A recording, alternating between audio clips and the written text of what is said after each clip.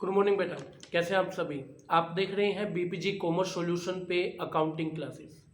आज का जो टॉपिक है बेटा वो है हमारा पार्टनरशिप में change in profit and loss का। आपको पता है कि पार्टनर्स अपनी प्रॉफिट एंड लॉस रेशो को चेंज कर सकते हैं। अब सबसे पहले आप लोग यहाँ पे देखिए अपनी स्क्रीन पे कि पार्टनर्स अपनी प्रॉफिट एंड लॉस रेशो को किन कंडीशन में चेंज कर सकते हैं। सबसे पहली कंडीशन है by the consent of partners.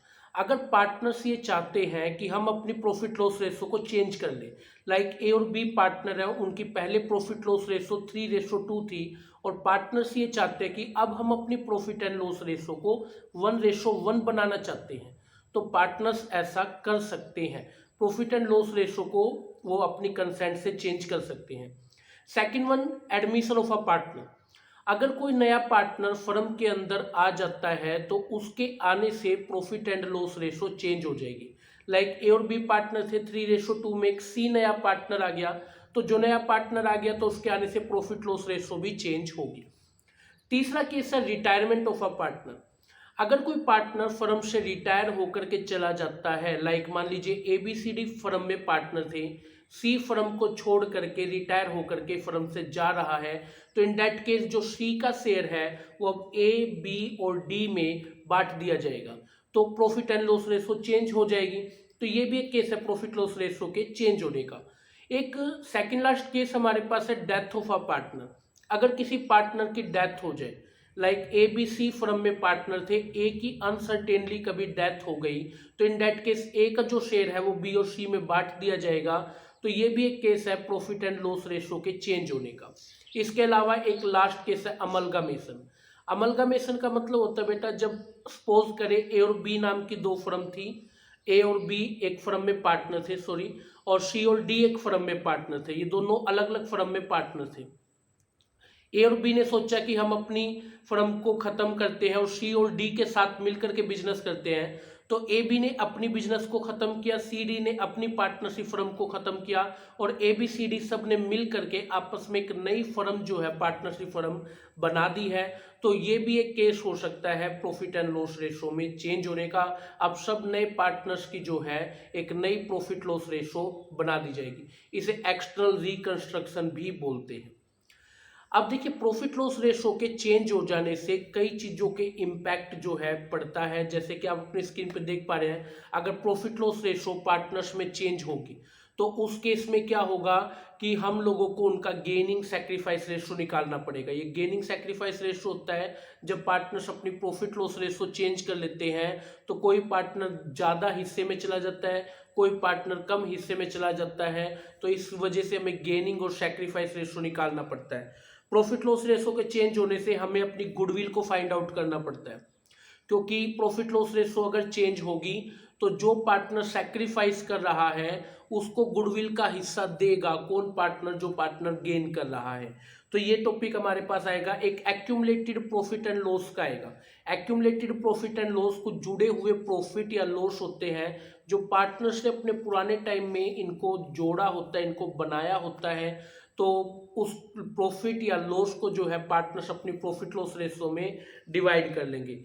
Revaluation account, revaluation account बनाया जाता है ताकि अगर प्रॉफिट लॉस रेशो में चेंज हो तो तब तक हमारी एसेट और लाइबिलिटीज की जो मार्केट वैल्यू है उनमें जो चेंज हुआ है, उनसे जो प्रॉफिट एंड लॉस हुआ है उसको जो है पार्टनर्स अपनी ओल्ड रेशो में डिवाइड करते हैं। ये कंसेप्ट हमारे पास रहता है। और एक एडजस्टमेंट इन कैपिटल। अब देखिए प्रॉफिट लॉस रेशो चेंज करते हैं तो पार्टनर सोचते हैं कि क्यों ना हम अपनी कैपिटल्स को भी चेंज कर दें। अब मान लीजिए जो पुराने पार्टनर उनकी कैपिटल कुछ है और नई पार्टनरशिप फर्म में वो अपनी कैपिटल कुछ और बनाना चाहते हैं, तो इन दैट केस वो अपनी कैपिटल में भी चेंज करते हैं। ये एक एडजस्टमेंट इन कैपिटल का टॉपिक होता है। तो इस तरीके से बेटा कुछ इफेक्ट होते हैं प्रॉफिट एंड लॉस रेशो के चेंज होने से। अब हम वन बाय वन जो है हर एक टॉपिक पे जैसे जैसे डिटेल में पढ़ेंगे तो आपको इन सब टॉपिक के बारे में ज़्यादा क्लियरेंस आ जाएगा। ठीक है, तो आज हम लोग स्टार्ट करते हैं। आज की वीडियो में हम गेनिंग और सैक्रिफाइस रेशो जो है वो आप लोगों को करना सिखाते हैं। तो आप लोग देखिए कि मैं आपको गेनिंग और सैक्रिफाइस रेशो जो है कैसे निकाली जाती है उसके बारे में सिखाता हूँ। सबसे पहले हम बात करते हैं सैक्रिफाइस रेशो की। तो ये जो सैक्रिफाइस रेशो है इसको निकालने का फॉर्मूला क्या रहता है? सैक्रिफाइसिंग रेशो को निकालने का फॉर्मूला रहता है ओल्ड रेशो माइनस में new ratio, old ratio minus में न्यू रेशो। अब अगर आपकी पार्टनर्स की ओल्ड रेशो में से न्यू रेशो पूरी डिडक्ट हो जाती है, इट्स मीन वो पार्टनर सैक्रिफाइस कर रहा है। लेकिन याद रखिए, हो भी सकता है कि ओल्ड में से पूरा न्यू डिडक्ट ना हो और आंसर माइनस में आ जाए, नेगेटिव में आ जाए, तो इट्स मीन वो पार्टनर क्या कर रहा है, वहां पे गेन कर रहा है। इस चीज का आपने ध्यान रखना है। अगली जो रेशो है वो है गेनिंग रेशो। अब गेनिंग रेशो को निकालने का फॉर्मूला क्या है, इसका फॉर्मूला है न्यू रेशो माइनस में old ratio, new ratio minus में ओल्ड रेशो, बिल्कुल अपोजिट है सैक्रिफाइसिंग रेशो का। अगर पार्टनर्स की नई रेशो में से ओल्ड रेशो पूरी डिडक्ट हो जाती है, इट्स मीन वो पार्टनर क्या कर रहा है, गेन कर रहा है। लेकिन याद रखिए, अगर न्यू में से ओल्ड पूरा डिडक्ट नहीं हो पाया, आंसर माइनस में आता है, तो इट्स मीन वो पार्टनर सैक्रिफाइस जो है कर रहा है। अब एक क्वेश्चन की मदद से मैं आप लोगों को इसको ज़्यादा क्लियर करता हूँ। एक क्वेश्चन आप अपनी स्क्रीन पे देख पा रहे होंगे। क्वेश्चन में लिखता है कि एबीसी नाम के पार्टनर ने एक पार्टनरशिप फर्म को स्टार्ट किया, ठीक है। उन लोगों की प्रॉफिट एंड लॉस रेशो 3:2:1 है। अब देखिए, ए बी और सी की जो ओल्ड रेशो है वो 3:2:1 है। क्लियर है।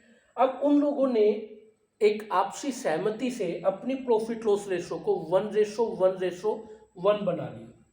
इट्स मीन उनकी न्यू रेशो कितनी हो गई, 1:1:1। क्लियर है। तो अब हम एबीसी की गेनिंग और सैक्रिफाइस रेशो लगाते हैं। तो दोनों में से आप कोई भी फॉर्मूला यूज कर सकते हैं। मैं सैक्रिफाइस वाला फॉर्मूला यूज कर लेता हूं। तो सैक्रिफाइस रेशो का हमारे पास में फॉर्मूला क्या है, हम लोग क्या करेंगे, ओल्ड रेशो में से न्यू रेशो को माइनस करते हैं, ठीक है। आंसर अगर पॉजिटिव आ गया तो इट्स मीन वो सैक्रिफाइस कर रहा है, आंसर नेगेटिव आ गया तो इट्स मीन वो गेन कर रहा है। तो सबसे पहले ए का शेयर देखते हैं। ए का पुराने वाला हिस्सा कितना, 3/6, नए वाला हिस्सा कितना है, 1/3। तो अब हमने इसका एलसीएम लिया और इसका एलसीएम ले लेते हैं 6, और यहाँ पे जो है ये 3 आ गया और ये 3 से हमारे पास 2 आ गया, तो 3 में से 2 जा रहा है, 1/6 आया, पॉजिटिव आ रहा है ना 1/6। इट्स मीन ये व्यक्ति क्या कर रहा है, यहाँ पे ये सैक्रिफाइस कर रहा है, क्योंकि फॉर्मूला हमने सैक्रिफाइस का लगाया था, old ratio minus new ratio किया था। अब बी का शेयर देखते हैं। बी का पुराने वाला हिस्सा कितना, 2/6, नया वाला कितना है, 1/3।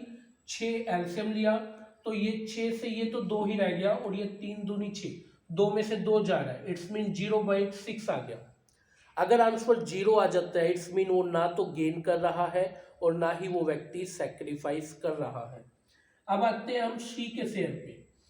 अब देखिए, सी का शेयर अगर हम देखें तो उसका पुराने वाला हिस्सा कितना है, 1/6, नए वाला हिस्सा 1/3। आंसर एलसीएम लिया हमने 6 का, तो यहाँ पे जो है 1 और यहाँ पे आया 3 × 2 आया ना, तो 1 में से 2 अगर जाएगा तो माइनस का 1/6 बचता है। -1/6 बचने का मतलब क्या है, इट्स मीन ये व्यक्ति गेन कर रहा है, क्योंकि आंसर माइनस में आए ना, तो माइनस में आने का मतलब होता है कि पार्टनर सैक्रिफाइस नहीं, वो व्यक्ति गेन कर रहा है, क्योंकि हमने फॉर्मूला सैक्रिफाइस का लगाया था, ओल्ड माइनस न्यू करके।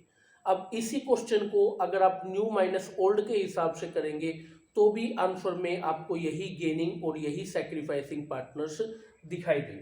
क्लियर है बेटा आप सभी को।